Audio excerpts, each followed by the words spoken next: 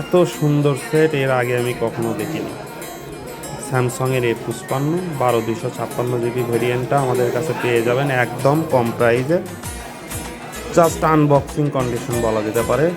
5 বার charging time আছে, full box, super AMOLED display, 120 Hz refresh rate, 5000 mAh এর battery, are looking like একদম brand new কন্ডিশনে আছে। যারা নিতে চান আমাদের সঙ্গে যোগাযোগ করতে পারেন।